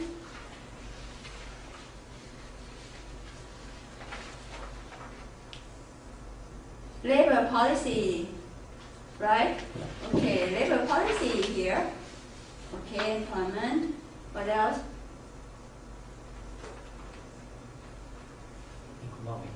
Economic policy, yes. Okay, so it's more trade and investment and improve income. Okay, and then what else? Human resources. Human resource development policy, right? And another one is what? Physical system, right? Not included in here yet. So this is something to be further improved to add two more policy as the core. So this is only half of the core policy. So this, you will see that this is not the end yet. Okay.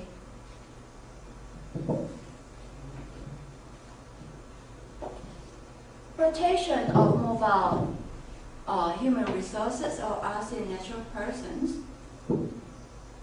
We are more, this is really a recent initiative. We just had the so-called ASEAN Declaration for the protection and promotion of the rights of migrant workers. Okay, this was launched last year, only last year. Okay, and then ASEAN Committee for the implementation of ASEAN of that one. Okay, this is a paper, a document, and we need this one to be a mechanism, an institutional mechanism to make this materialized. Okay. The aim is to create, and this would be, the committee would be an important intergovernmental body, okay, to deal with the full range of issues and challenges faced by migrant workers. If you take a look at this phrase, creating an important intergovernmental body to deal with the full range of issues and challenges faced by migrant workers. What is in your mind that would be the shortcomings or the weakness in here?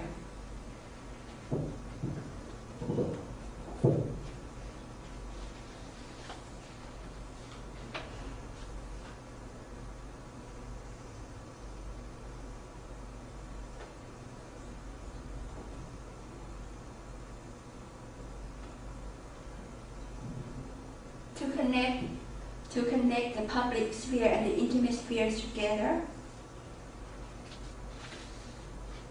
Can this connect? A top-down policy can connect intimate sphere and public sphere appropriately?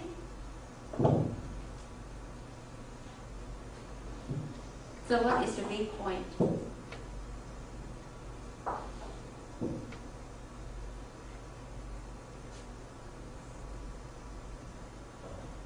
there's no interaction between government and civil society.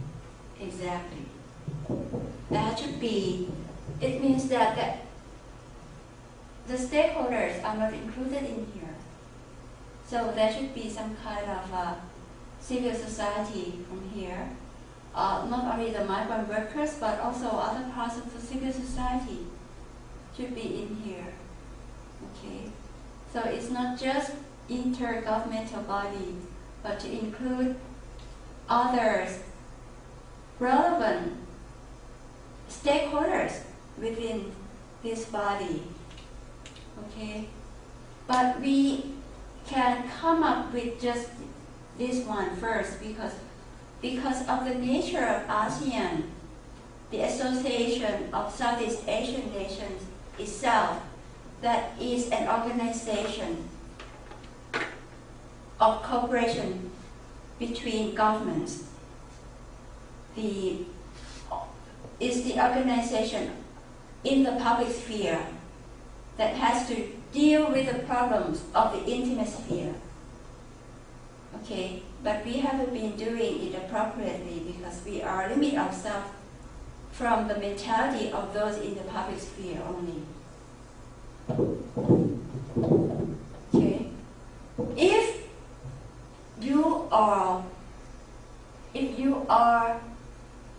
you have the privilege to have a chance to give an idea to them,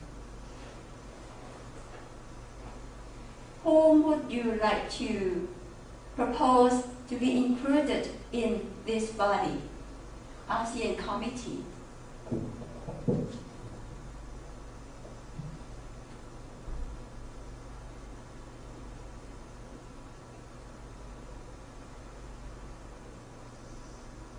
You said civil society.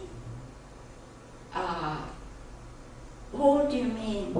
What do you mean by civil society?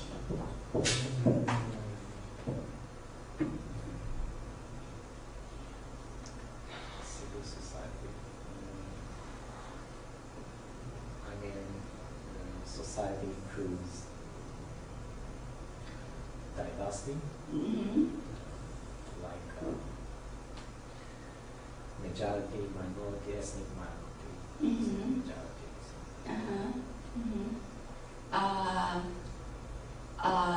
You said civil societies includes the majority, the minorities, ethnic people, like that.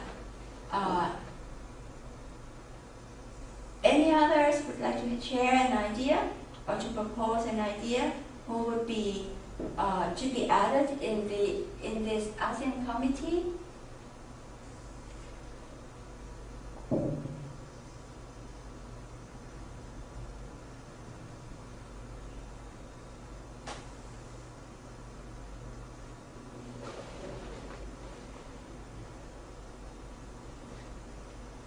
You mean what should be added to? Right, what should be added? Elements? Yeah, right.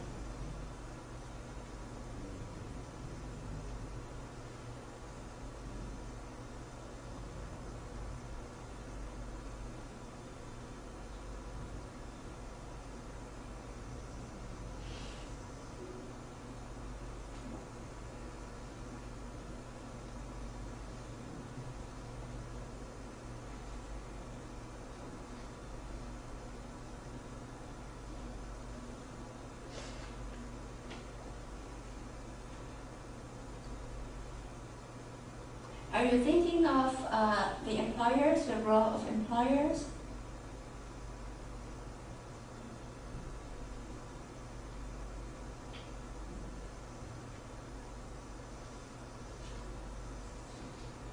Or academics?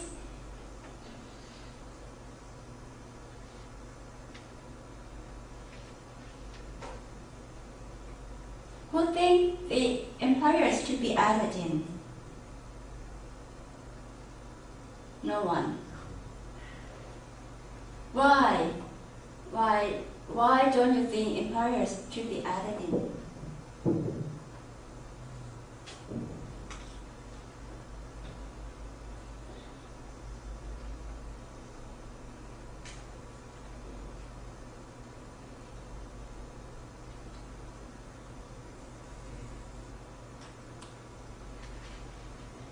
say it this way. Why do you think civil society should be added in?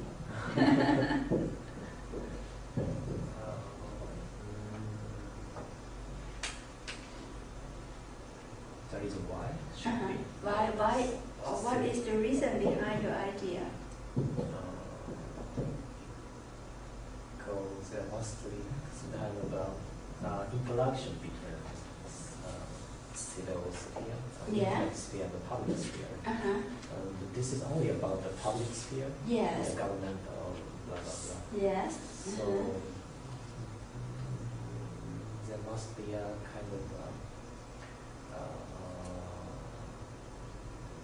people's opinion. Like there's a public sphere here, and the internet sphere here, and the people usually living in the society internet sphere, they must have kind of opinion. But if there isn't civil society to be added, then there will be no interaction between these two elements. Yeah. And the civil society, you mean the local people, or do you include migrant workers in the civil society? Minorities. Minorities. Yes.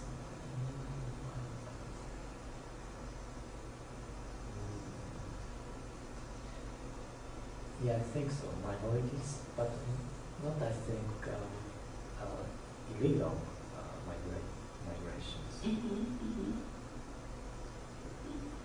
Because illegal migrations will, I think, to speak out so much about public issues because they are illegally entering the country.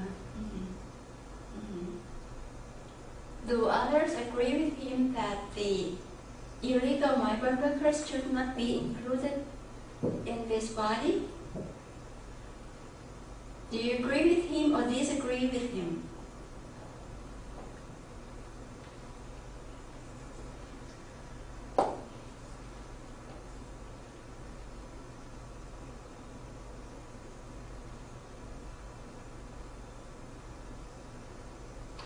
Would you like to speak in Japanese?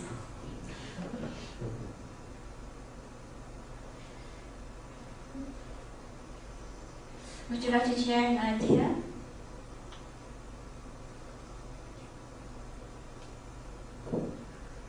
Anyway, okay, let's move to the next slide. Okay, there is also has established a task force on ASEAN migrant workers as well. In 2006, these are the civil society, trade unions, community groups, migrant workers associations, because they have associations of migrant workers as well. Okay, so they are this is the really an advanced idea that they are in there. Okay, community groups. So they are the real key stakeholders. Okay, but then we have the public sphere also. So some kind of this body and the other body, how they communicate, that is another problem. So because that one, this one is some kind of a body in the public sphere to maintain itself as a body in the public sphere. And this one is a body in the intimate sphere. The problem is that we still don't see the connection between this body and that one. This one's supposed to work and think and propose to this body. Oh, what I said. To this body. Okay. But it's not very clear yet. Okay. So this is something that, despite they have some kind of promising signs of improvement in migration management, there are still something to work out make it more effective. Okay, and this one is to study and offer recommendations for practical steps to implement the declaration. Okay, drafting an ASEAN instrument for framework instrument for this one. Okay, this can be another version which is different from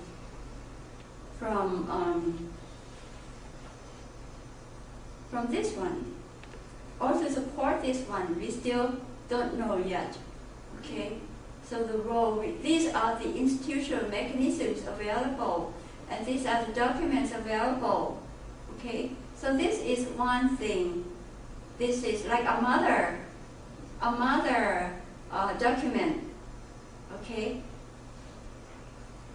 and this is the daughter of the document. Okay, to implement, but we are not sure if they would go in the same version or what. Okay, because in the laws we have the mother law and the subsidiary laws. Okay, of the regulations to implement things, but they should be relevant, coherent, supporting one another. But here we are not sure yet. Okay. The protection, another one, the central principle. Okay, regardless of migrant workers' origin or whether they are documented or, legal or illegal one. Okay, they shall be guaranteed non-discriminatory national treatment in both their conditions of work and their life outside work. Okay, and the illegal migrant workers should not be treated as criminals solely for the reason of their lack of status. Okay, they said despite the fact they are without documents, they enter the country without documents, illegally, they should not be treated as criminals. This is something that the key idea that is proposed by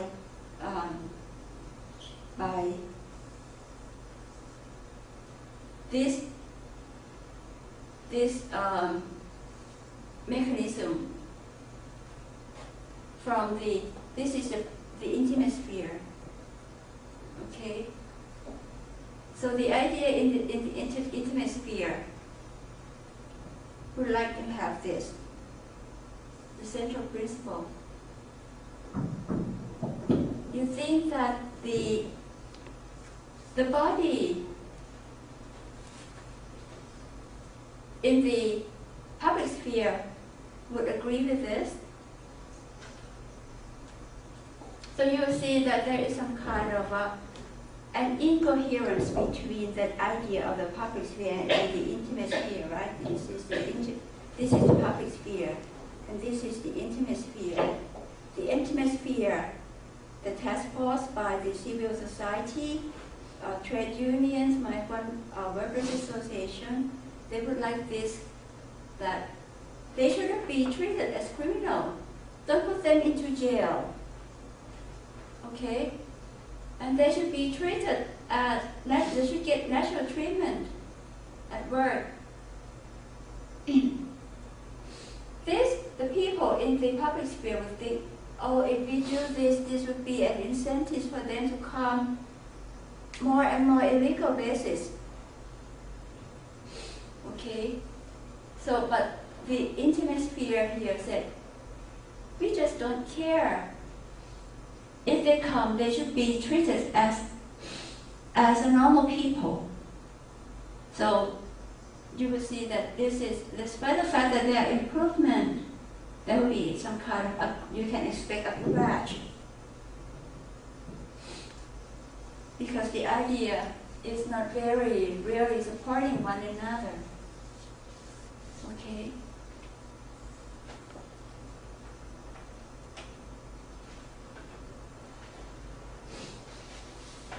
There is one thing. What we say are those people from the low-end migrant workers.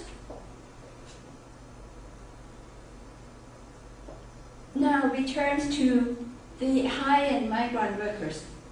The high-end people on the move who move on a temporary basis. Okay, the professionals and the skilled. Okay, here the framework agreement on services.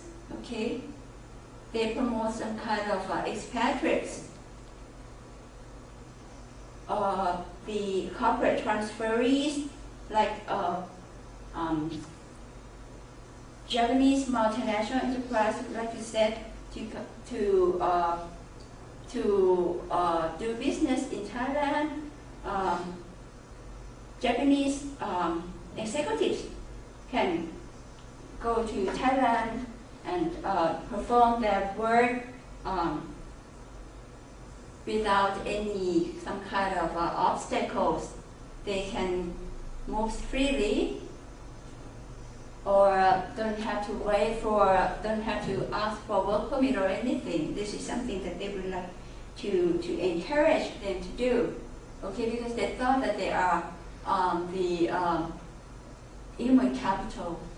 Okay, but there is another one here, the Initiative for ASEAN Integration. This is limited to the newly ASEAN member countries, the Cambodia, Laos, Myanmar, and Vietnam, to help them to upgrade in terms of economic development and human resources. Okay, and this is to promote best practice in managing migration and rotation, to help reduce the poverty and development gap in ASEAN. So far, everything aims to this one. Okay. Now, the last pillar of the policy for migration is to still they have to be controlled. Okay, they have to be controlled. Irregular labor migration or illegal labor migration, because they should be controlled because they have undermined the regular scheme, okay, as well as the security of states and human beings. Okay, because if we don't control, there will be more coming in this part. I mean, in this illegal part of migration, more and more will come. Because they would hesitate to, because if they would like to be a guest worker, they have to pay the fees. They have to pay the insurance, okay, like to buy social security, things like that. The employers have to contribute a certain percentage of support. The workers themselves have to provide a percentage of support. But they hesitate to do so, so they go underground, so that they avoid paying those kind of fees or security, social security. So they would like to just earn. And we think that that is not appropriate, and that is not a win-win situation. So they have to be controlled. Okay, this is to capitalize on the demographic dividend, and also the trafficking, transnational trafficking, to be highlighted also, because they are some kind of connection. The researchers found connection between trafficking and illegal migration. Okay. And the control pillar of the policy, the critical elements include some key elements: cooperation on legislative harmonization, the border control, especially to combat trafficking and apprehension of traffickers, the procedures that safeguard the return and reintegration of trafficked persons, the establishment of monitoring mechanism, including joint commission. This is the key for the return and reintegration of trafficked persons. This is the key, because once they are considered as trafficked people, the existing laws now consider them as a criminal. Okay? Even when they return back home, they still have, like in their forehead, we are criminal people, something like that. It's like we are, they would feel hesitated to return back home, because when these people would like to go somewhere, they would try to tell other people that they would go to have a better life, and even they become worsen off in their real life, they still make a fiction or a fake story to the people back home that they are successful. So they hesitate to return home to tell that what we told you were wrong. Okay, so they feel hesitated to return home and to be integrated. And once they know that they are trafficked, most of the people who were trafficked, like the female migrant workers, they are trafficked to sexual or entertainment business, which the people back home think that that is some kind of humiliating kind of job. So they feel embarrassed once they return home. So they just keep on and on going somewhere else rather than to return home. So this is something that we have to make sure that that shouldn't be a case, okay? And if we don't treat them as criminal, they should be feeling better in order to return home, okay? And once they return home, the people back there would know what is going on, and that would be some kind of